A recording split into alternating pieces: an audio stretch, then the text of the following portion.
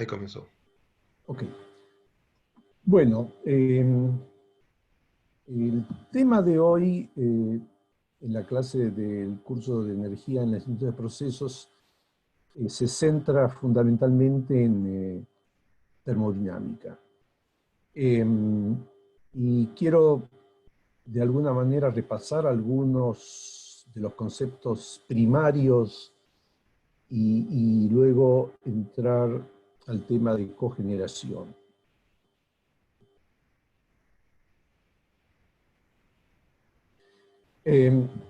Algunos dicen que son 3 las leyes de la termodinámica, otros dicen que son 4. Hay una llamada ley cero de la termodinámica que dice que si 2 sistemas están en equilibrio con un tercero, también están en equilibrio térmico entre sí.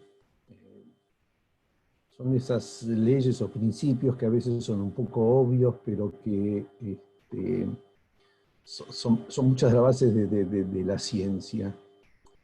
La primera ley de termodinámica, en general todas las leyes tienen distintas formas de expresarse.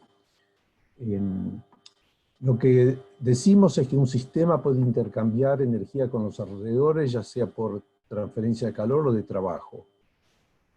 Y la energía interna, que es la energía total del sistema, cumple con el principio de conservación de energía. O sea, la energía interna siempre se conserva, pero no individualmente el trabajo y el calor.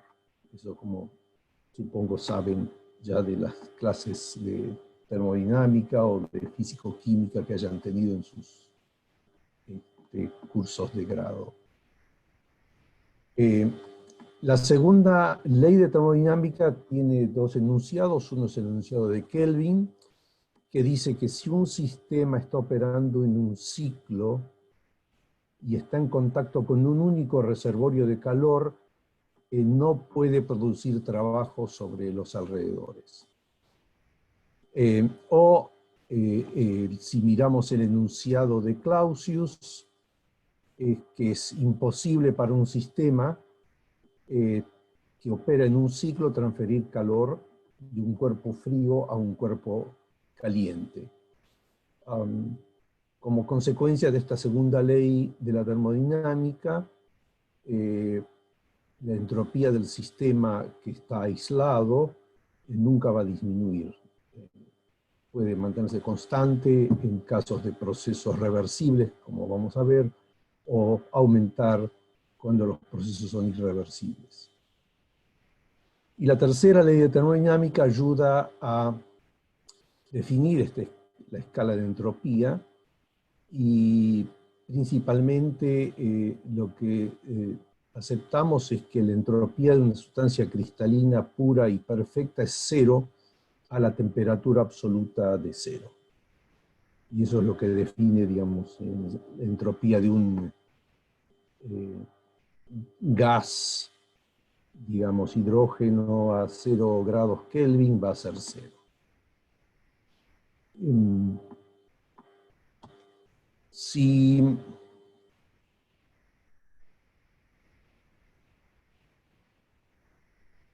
Ok. Cuando hablamos de termodinámica, hablamos de formas de poder ver cómo un sistema evoluciona entre las distintas fases y los cambios de energía involucrados. Es muy importante en estos sistemas tratar de visualizar qué es lo que ocurre, y eso se hace a través de los gráficos o de los diagramas termodinámicos. Acá muestro 2 formas de distintos gráficos o diagramas de agua. En el diagrama de la izquierda es temperatura en función de entropía. En el diagrama que interrumpo un momento, pero no se está viendo. No. Solo la Veo. presentación con el primer slide de la presentación. Veo que está, ok, veo que está... sí, perdón, ok, veamos qué pasó acá.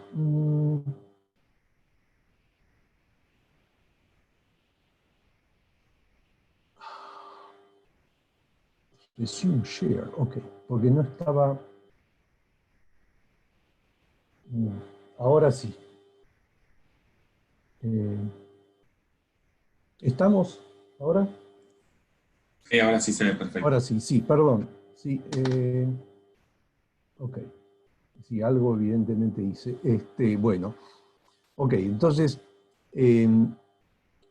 los diagramas termodinámicos tienen distintas formas de ser presentados. Uno de ellos es el que vemos aquí, donde tenemos a la izquierda la representación de temperatura en función de entropía. Y ahora perdí el mouse a raíz de esto. Y el de la derecha es presión en función de entalpía. Perdón, yo voy a tratar de hacer otro, a ver qué pasa ahora. Debería, ok, así creo que es lo que yo quería mostrar, espero que se sigan. Entonces, ustedes conocen muy bien la campana que separa las distintas fases. A la izquierda de la campana está la región líquida, vapor, perdón, agua líquida. A la derecha de la campana está el vapor, y en la región interior es donde tenemos el equilibrio líquido-vapor. Lo mismo podemos ver en el gráfico, en el diagrama de la derecha, donde tenemos presión en función de entalpía. Por supuesto, a 100 grados centígrados, ven en la horizontal, corresponde a una presión de 100 kilopascal, que es una atmósfera, es la temperatura de ebullición del agua. Y el punto alto de la campana es el punto crítico del agua, que es 374 grados centígrados y 220.6 bar, que es prácticamente 200, un poco menos de 220, bueno, alrededor de 220 atmósferas. Y por encima del punto crítico no existe líquido-vapor, lo que tenemos es un líquido supercrítico, o gas supercrítico, que tiene propiedades tipo mezcla, puesto que se comporta como un gas en el sentido de que ocupa todo el recipiente en el que se encuentra, pero tiene una densidad muy alta, similar o parecida a la del líquido. Si seguimos adelante, ahora sí funciona. Okay. Veamos distintos tipos de máquinas que se utilizan para convertir calor en trabajo. La máquina térmica es un dispositivo que, operando en un proceso cíclico, puede convertir calor en trabajo. Si tenemos dos reservorios de calor a distinta temperatura, TH mayor que TC, Carnot mostró que hay muy pocas situaciones posibles en las que el calor y el trabajo pueden intercambiarse con una máquina térmica reversible. Si tenemos un reservorio caliente y un reservorio frío, podemos convertir parte del calor que proviene del reservorio caliente en trabajo, pero va a haber siempre una fracción que se pierde, y es la que se rechaza al medio ambiente, al environment, que en este caso es este reservorio frío. La eficiencia de Carnot de una máquina térmica es igual a la diferencia de temperaturas entre el reservorio caliente y el reservorio frío dividido por la temperatura del reservorio caliente. Y todo esto lo hacemos en grados Kelvin, y vemos que obviamente la eficiencia de Carnot va a ser siempre menor que 1, ¿okay? Porque la temperatura fría nunca va a ser 0. Podemos hacer el proceso inverso, que es la bomba de calor. En realidad el tipo de ejemplo es una heladera. En una heladera nosotros ponemos trabajo, sacamos calor del reservorio frío, que es el interior de la heladera, y lo echamos al reservorio caliente, que en este caso es también son los alrededores, el medio ambiente. Y en este caso lo que hacemos es definimos un coeficiente de performance, y que es exactamente la inversa de la definición de la eficiencia de Carnot. O sea, es la temperatura del reservorio caliente dividido la diferencia de temperatura de los dos reservorios, y esto obviamente es siempre mayor que 1. ¿Okay? Ahora, decimos que, bueno, perdón, digamos, este es el valor, digamos, la eficiencia de Carnot, este es el valor de un ciclo ideal, donde no hay irreversibilidades en el sistema. Pero hay toda una serie de procesos que provocan que la eficiencia de la máquina térmica sea menor que la eficiencia ideal. Y entre ellas tenemos pérdidas de calor donde la transferencia de calor hacia y desde la máquina, pérdidas de presión por fricción, expansión y contracción del fluido de trabajo cuando fluye a través de válvulas, cuando mezclamos diferentes fases de un fluido, también por reacciones químicas. Por lo tanto, sabemos que entonces en una máquina térmica el trabajo que podemos producir es siempre menor que el trabajo reversible, y a la inversa, en una bomba de calor, el trabajo requerido es mayor que el trabajo reversible. Bueno, y podemos definir la eficiencia del ciclo, es cuánto trabajo se ha producido con referencia al calor utilizado. ¿Okay? Y acá se puede definir una eficiencia de utilización, y entonces la eficiencia del ciclo es el producto de la eficiencia de utilización por la eficiencia de Carnot. Esto lo pueden ver inmediatamente de combinar estas ecuaciones. Si hay una pregunta, háganmelo saber. Puedo contestar.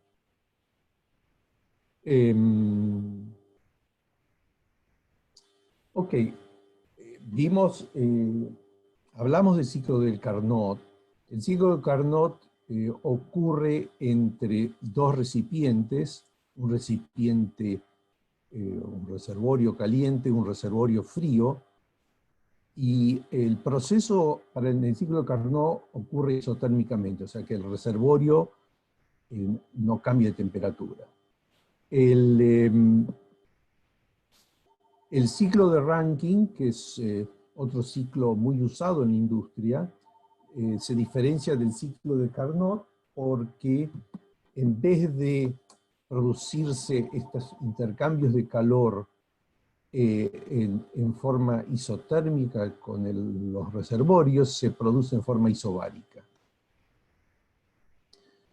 Y este ciclo es mucho más, se acerca mucho a la realidad de los sistemas que usamos, y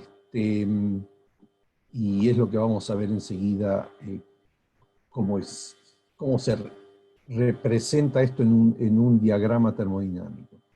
El ciclo de Carnot es muy simple, es si partimos de la letra A, que es el punto donde tenemos el líquido se calienta, llega hasta el punto B',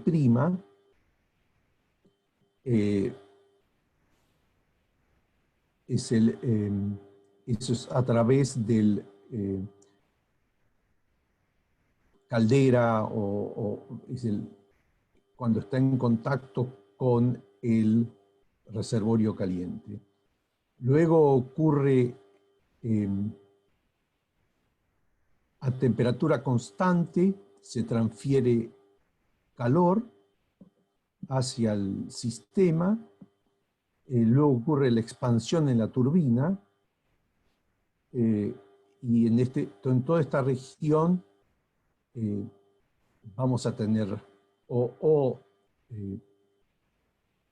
gas supercrítico o vapor, y del punto F,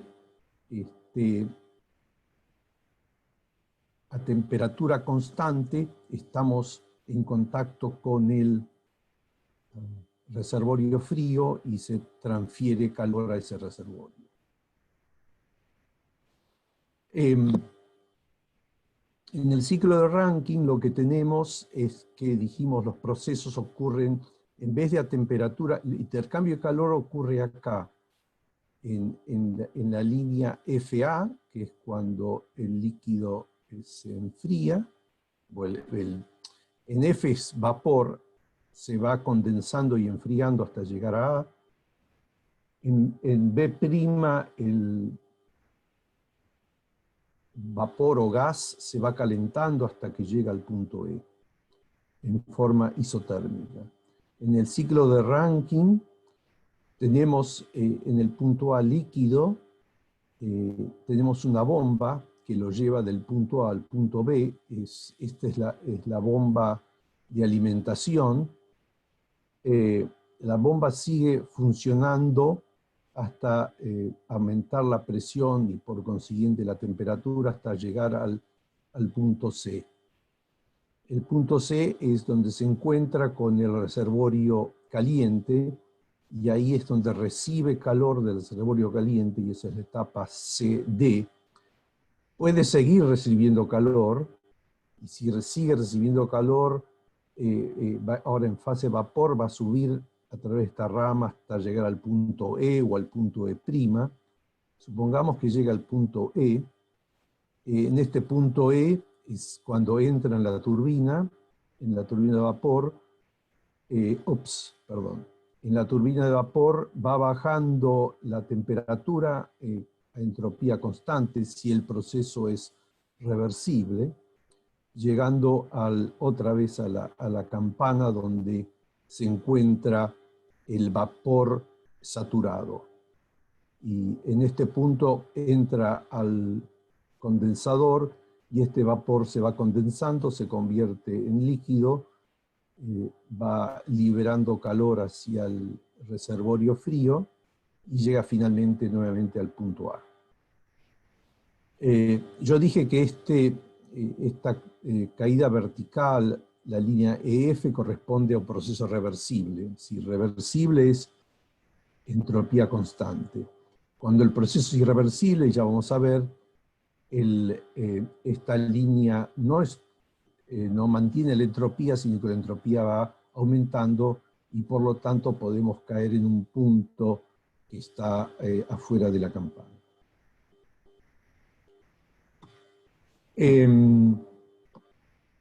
Bueno, el ciclo se usa, este ciclo se usa en muchas plantas centrales de generación de electricidad. Por ejemplo, una caldera eléctrica de carbón puede generar 350 megawatts de energía eléctrica. Y podemos calcular la eficiencia de Rankine por, digamos, el calor neto recibido dividido el calor recibido del reservorio caliente.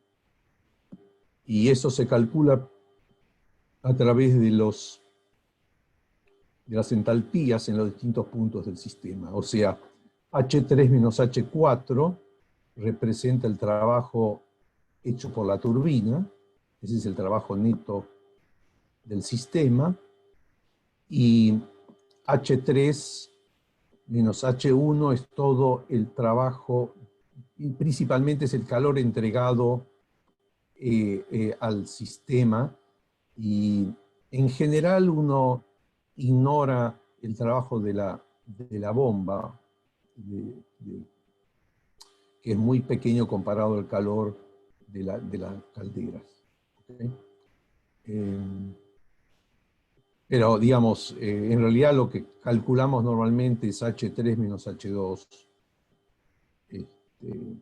Como digo, despreciamos el trabajo requerido por comprimir el líquido en esta etapa. ¿Okay? Bueno, estos son otros dos diagramas, básicamente representan lo mismo. En el diagrama de la derecha, lo que les decía era, en este caso vemos que los procesos no son reversibles, porque cuando pasa por la turbina, las líneas no se mantienen, no son adiabático el proceso, sino que la entropía va aumentando. Son procesos irreversibles. ¿Alguna pregunta hasta aquí?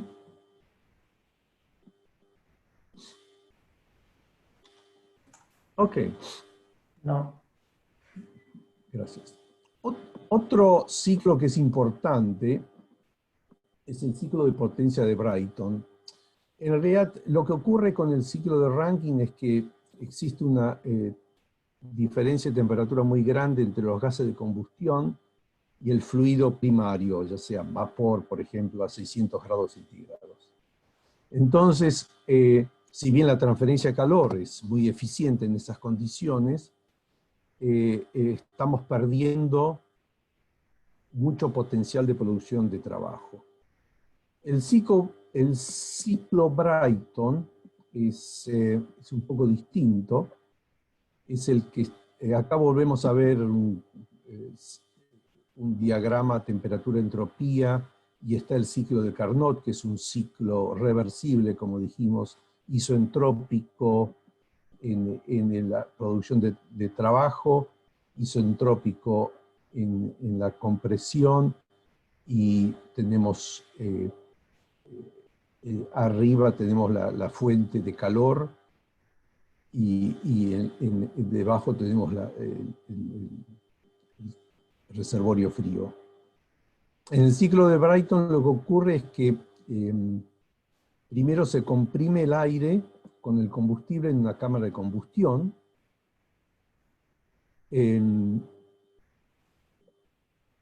Aumenta la temperatura debido a la compresión. El calor que se transfiere desde el reservorio caliente se produce a presión constante, y nos movemos por una línea de presión constante.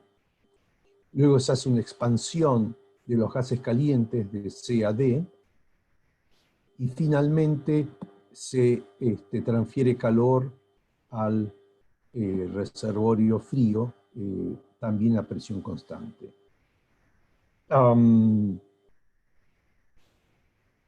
Pero, ¿qué ocurre? Que los gases de escape de la turbina de Brayton están a alta temperatura.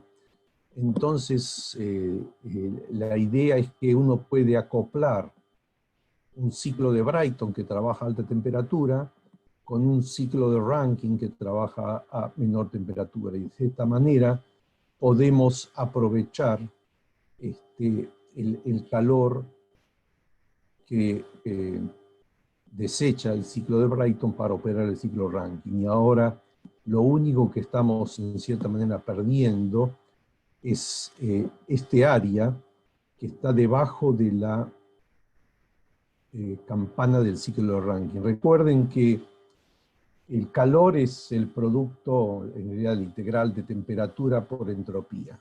Entonces, por eso es que el área debajo de la campana representa el calor, pues representa en general el calor, depende de qué es lo que miramos. En este caso estamos mirando la base del ciclo Rankine y por lo tanto este área del rectángulo representa el calor que se rechaza.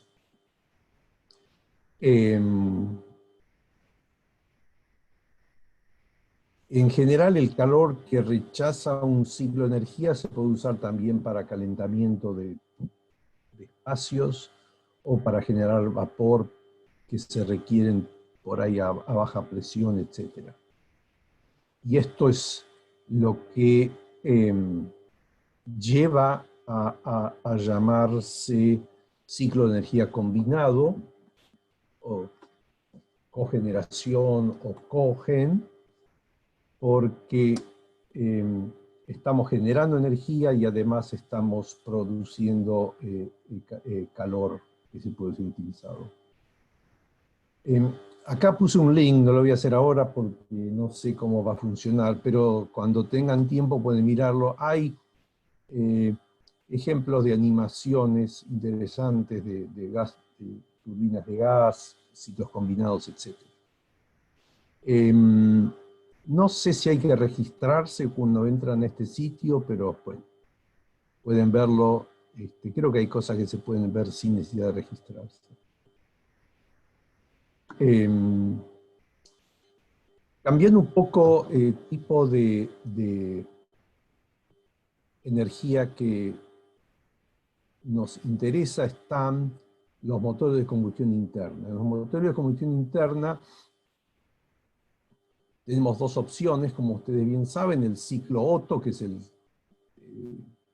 ciclo normal que tienen los autos que trabajan con nafta, y el ciclo diésel,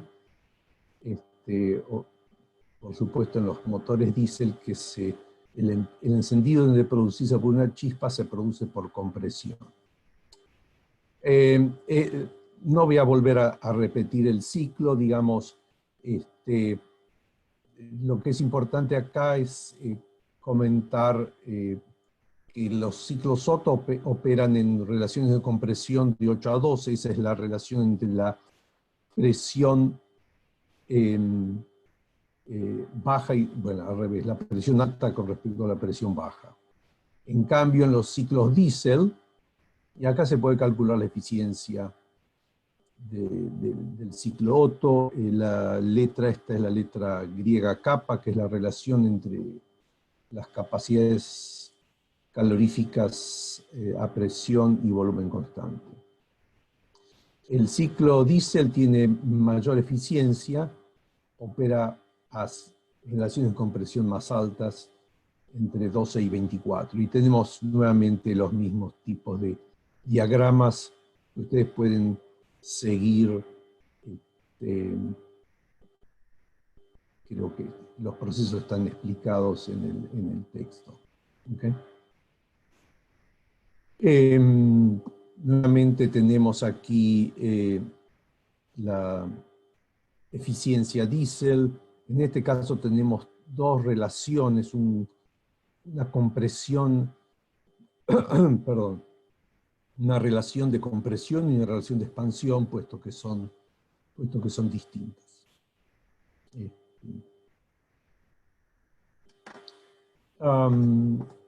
Bueno, si miramos qué pasa con la eficiencia de todos estos motores térmicos, podemos ver que en general estamos trabajando por debajo del límite de Carnot.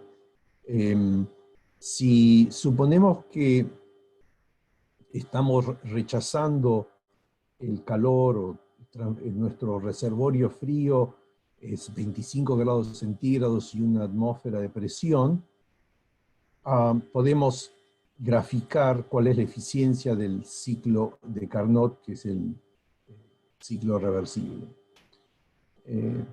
Evidentemente no vamos a llegar a temperaturas de 10.000 grados, pero digamos, ejemplos comunes son calderas que trabajan a 1.000 grados, y vemos que la eficiencia está en el orden del 70%. Vemos que En general, todos los sistemas que usamos nosotros están bastante por debajo, recuerden que esto es una escala logarítmica, del límite de Carnot. Decía que existe una gran oportunidad de poder aumentar la energía de los procesos que estamos utilizando.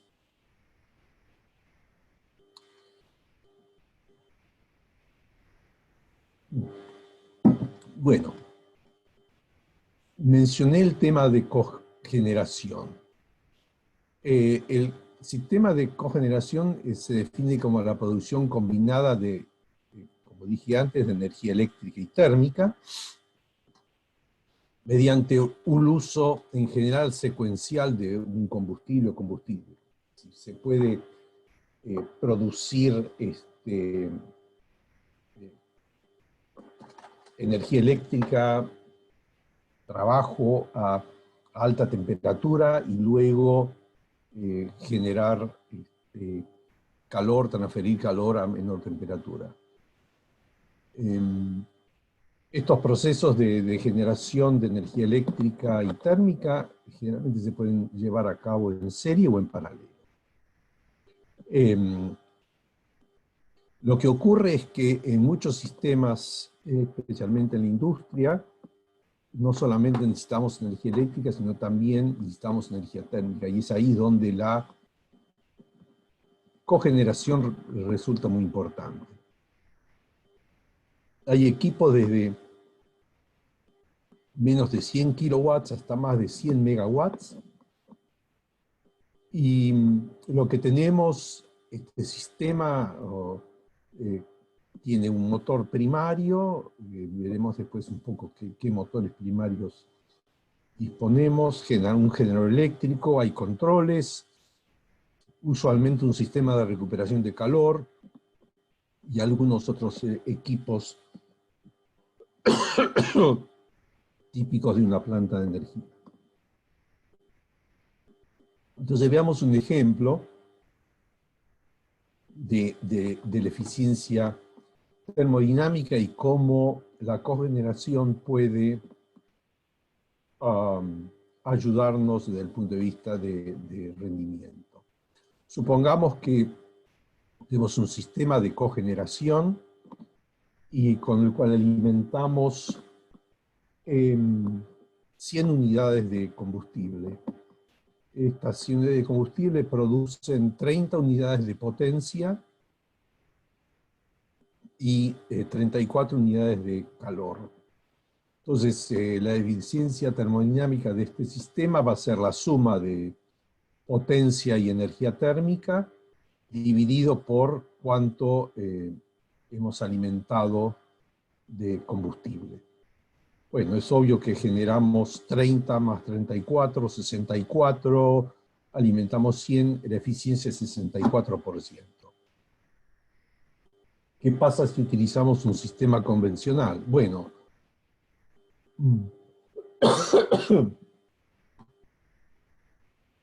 en un sistema convencional, si utilizamos un combustible para generar estas 30 unidades de potencia o energía eléctrica, sabemos que la eficiencia es 35%. Entonces vamos a requerir, si hacemos el cálculo, 30 dividido 35, es 85,7 unidades de energía. Para generar 34 unidades de calor, o de energía térmica, suponiendo que la eficiencia de la caldera es 85%, vamos a necesitar 40 unidades de energía térmica, de energía de combustible. Y vemos entonces ahora que generamos la misma cantidad total de 64 unidades, pero ahora requerimos ¿cuánto? 125, y por lo tanto la eficiencia del sistema es considerablemente menor que la eficiencia de un sistema de cogeneración. En general los sistemas de cogeneración son sistemas, como se llaman, de ciclo superior o topping cycles. Tenemos el combustible con un motor primario y un generador que genera energía eléctrica, y de este motor primario hay gases de combustión. Estos gases salen calientes, depende de cada sistema, y se puede utilizar una caldera para producir vapor o para utilizarlo para distintos usos. Entonces vemos que generamos electricidad a alta temperatura, y a medida que el sistema disminuye en la temperatura, la energía que queda se puede utilizar térmicamente para calentar un sistema o para los usos que sean necesarios.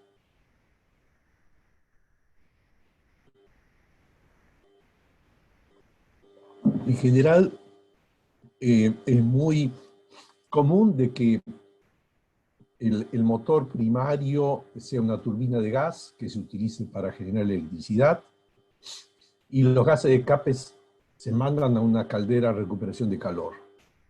Este vapor que se genera en la caldera se manda a una turbina de vapor que puede producir electricidad adicional, o también eventualmente también va a quedar energía para calentamiento. Y este tipo de central eléctrica descrita aquí es lo que se llama Combined Cycle Gas Turbine, CCGT. ¿Okay?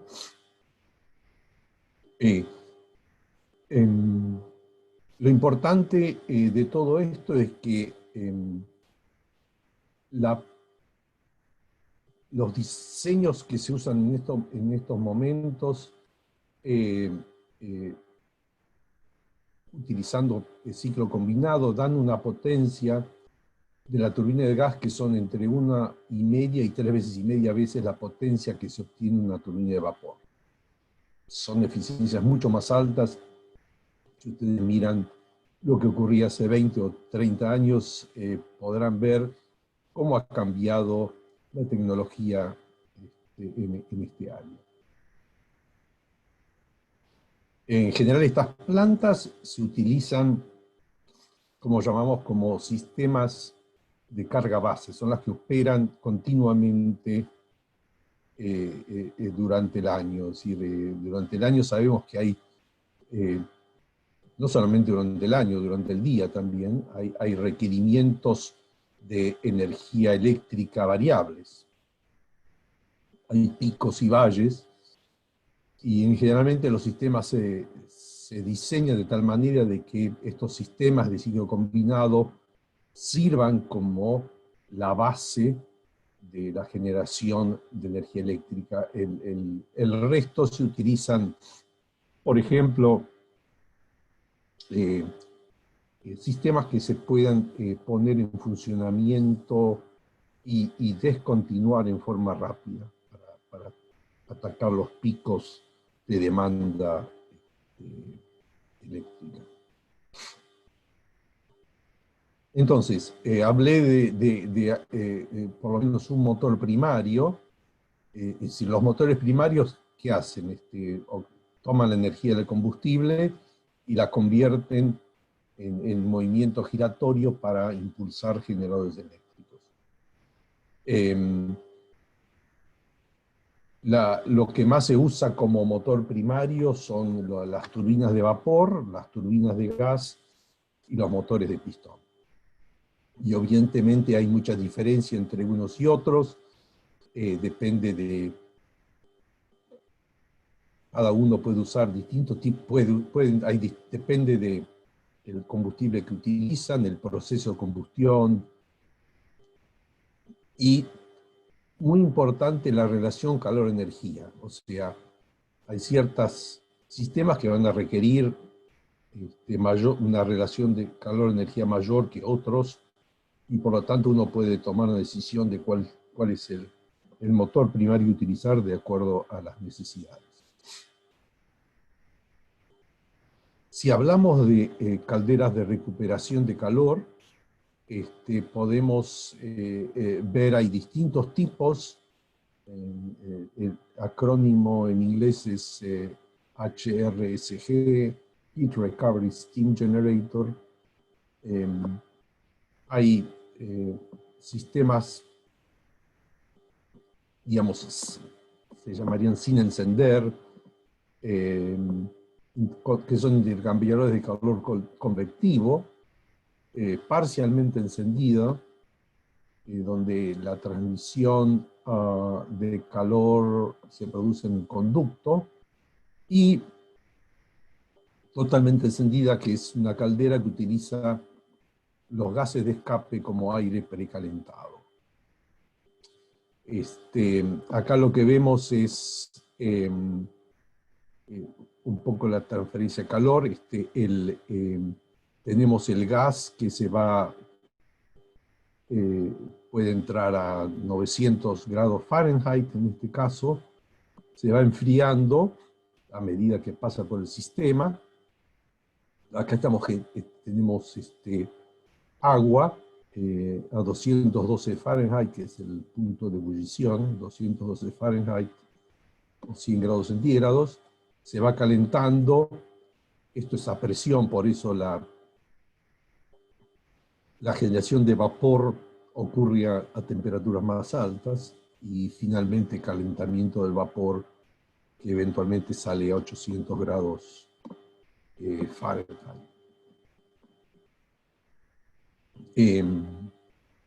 Perdón que acá esto está traducido del inglés, y es una presentación que yo tenía en inglés, y está todo en pulgadas y grados Fahrenheit en vez de las unidades a que ustedes están más acostumbrados. Aunque no lo crean, yo también, a pesar de estar ya muchos años en Estados Unidos.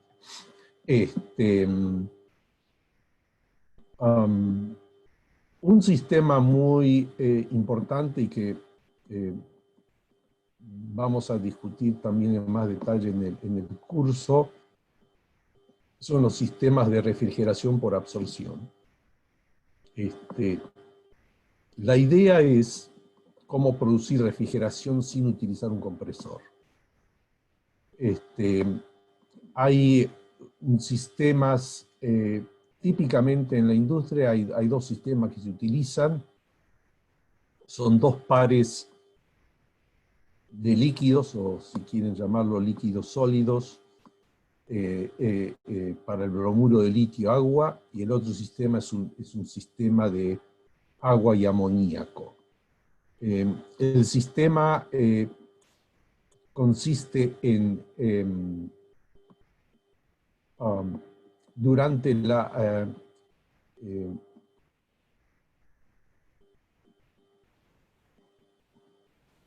en este punto tenemos una solución concentrada, por ejemplo, de bromuro de litio. Okay, hay una bomba que le envía a un recipiente superior. Este recipiente superior, este sistema está calentado a medida que se va moviendo a través de la cañería. Hay un calentamiento. Solución de bromuro de litio cae sobre este intercambio de calor, que enfría, y no solo enfría, sino que se va diluyendo. Por otra parte, como esta solución está muy caliente, se genera vapor de agua. El vapor de agua se transfiere hacia este recipiente de la izquierda. Acá hay un sistema de enfriamiento, con lo cual el agua se transforma en la transferencia. Acá tenemos vapor, en este recipiente tenemos la condensación del vapor en líquido. en este mismo sistema, en esta cámara redonda que tenemos acá, el agua se evapora y se transfiere también hacia la derecha, y al evaporarse el agua es cuando necesita tomar calor para poder evaporarse, y por lo tanto es lo que produce el agua fría.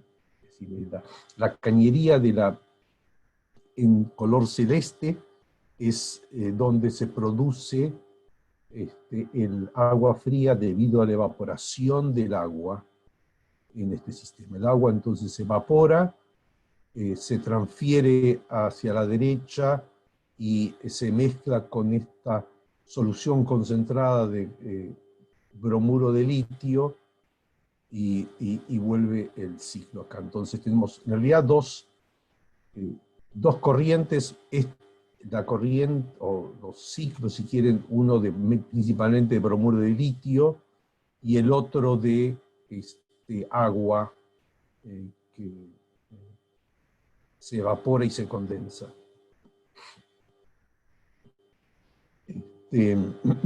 Y se vuelve a evaporar en esta última etapa. Esto es un esquema similar al que vimos antes. Como dije, esto lo vamos a ver en más detalle en la segunda parte del curso. Tengo una pregunta. Sí. Ahí en el slide anterior mostró Sí. un equipo. ¿Se usa industrialmente esa Sí, tecnología? sí, se usa bastante industrialmente, sí.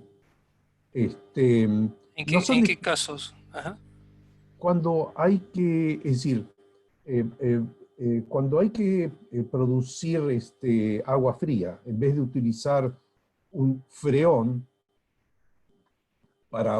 es decir, normalmente lo que usas en un auto o en un equipo de aire acondicionado es un refrigerante, generalmente es un hidrocarburo clorinado, fluorinado, etcétera, que no son muy amigos del medio ambiente. En este caso, la idea es utilizar un sistema más amigo, digamos, del medio ambiente, que no requiere productos que contribuyen al calentamiento global. ¿Okay? Sí, existen y les puedo mandar detalles de información. No solamente hay, bueno, estos equipos hace ya más de 20 años que funcionan. mucho es japonés o chino. En este caso no recuerdo de dónde es esta figura. Pero sí se usan. Está, digamos, el driving force, si quieren, la fuerza impulsora es reducir el calentamiento global del mundo y eliminar la utilización de refrigerantes fluorocarbonados como se utiliza hasta ahora, ¿no? Digamos que la eficiencia no es tan buena. Como digo, en la segunda parte del curso vamos a ver ejemplos más detallados de esto. Pero sí, hay además no solamente por absorción, porque esto se produce, es decir, hay disolución de un componente en el otro. El sistema agua-amoníaco funciona al revés. El amoníaco es el que se evapora y produce el enfriamiento.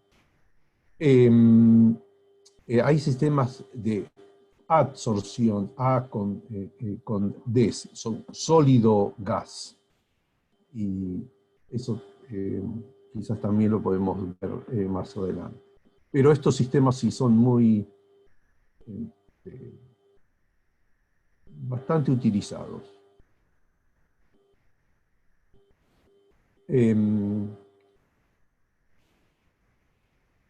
Ok. Entonces, cuando hablamos de selección de motores primarios, tenemos que considerar una variedad de condiciones. Primero, tenemos que entender distintas formas en que funcionan, relación calor-energía que requiere nuestro proceso, cuánta potencia es requerida y aparte, bueno, si en nuestro sitio hay problemas de que, bueno, es necesario mantener un nivel de ruido bajo, etc. Las turbinas de vapor y las calderas son las que por ahí más comunes y las que generalmente se utilizan cuando tenemos carbón u otro combustible sólido para procesar.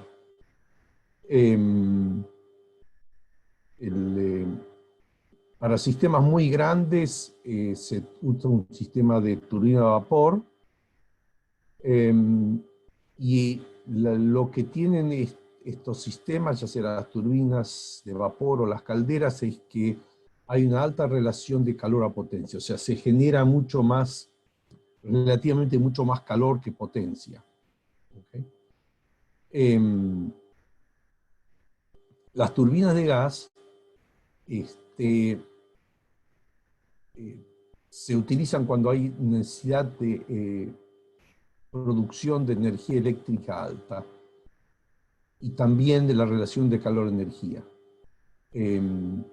Las turbinas de gas son útiles cuando uno requiere, por ejemplo, reducir el tipo de vibraciones en el sistema o hay que hacer una instalación en el techo de un edificio. Los motores de pistón se utilizan cuando la relación de calor a potencia es modesta, es decir, es menor la cantidad de calor que se genera en estos sistemas cuando la temperatura requerida es relativamente baja. Y cuando necesitamos una alta eficiencia eléctrica, o sea, estos sistemas tienen alta eficiencia, producen relativamente menos calor que las turbinas, o las calderas, por supuesto. También es probable que el personal de la planta esté más familiarizado con estos tipos de motores y por lo tanto para el mantenimiento y operación es mucho más sencillo. O sea que lo que uno tiene que hacer para decidir entre qué motor primario utilizar, es necesario, bueno, entender dónde se va a instalar y cuáles son los requerimientos de las instalaciones respecto, bueno, cuáles son las cargas eléctricas y térmicas requeridas, cuánto es requerido durante el día, las variaciones durante el día, la noche, y también a lo largo del año. Bueno, con esto termina la parte que quería discutir. No sé si tienen algunas preguntas. Como dije, yo voy a publicar toda la presentación, que es mucho más de lo que yo puse en esta presentación virtual.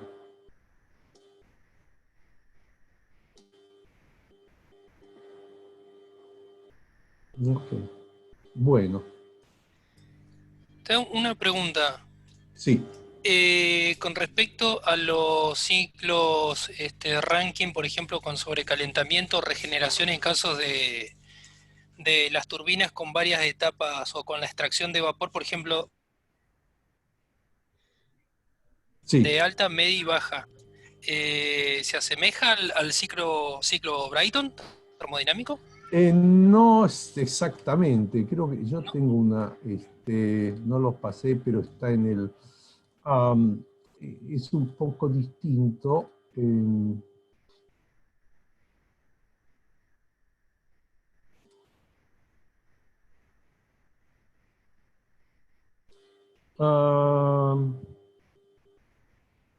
Bueno, este es un ciclo ranking, es decir, el fluido es el mismo en este caso. El ciclo Brayton opera a alta temperatura, en cambio acá estamos operando, es decir, con el mismo fluido, desde temperaturas bajas, esto sería, digamos, agua, y operamos con el mismo fluido en distintas regiones de presión. ¿Okay? En el ciclo de Brayton lo que hacemos es se opera a temperaturas mucho más altas. Y se utilizan, si se puede utilizar para, si se puede utilizar un ciclo Brayton operando a muy alta temperatura y que el calor que se rechaza del ciclo Brayton opere un ciclo Rankine con todas los con recalentamientos, etc.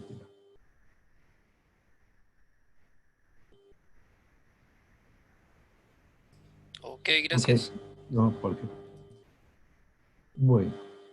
Bueno, con esto creo que entonces vamos a dar por terminada la clase. Les recuerdo que publiqué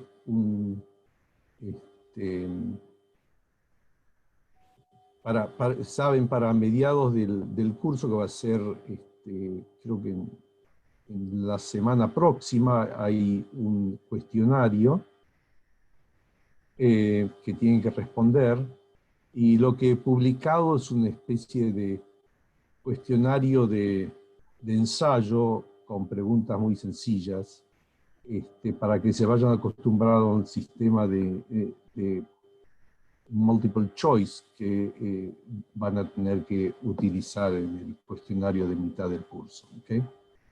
Así que yo les recomiendo que hagan eso, y también les recomiendo que cuando vayan a contestar el cuestionario de mitad de curso, se aseguren de que son 90 minutos, se aseguren que tengan esos 90 minutos, no creo que los utilicen los 90 minutos, son 10 preguntas, pero que tengan el tiempo continuo, porque no pueden suspender la sesión. ¿Okay? Y yo creo que eso lo expliqué los voy a mandar igual a todos los alumnos unas aclaraciones al respecto. ¿Okay? Bueno, eso es todo. Agradezco vuestra presencia y espero que este curso les sea útil, y bueno, cualquier duda que tengan, no duden en consultarme. Muchas gracias, profesor. No hay por qué, al contrario. Muchas gracias. Gracias. Hasta luego. Hasta luego. Gracias. Chao, hasta luego. Bueno, doctor, ya estamos listos. Puede, Ok. si quiere dejar de grabar, no hay problema. Ya está. Sí, voy a tratar de stop recording. Listo. Yes.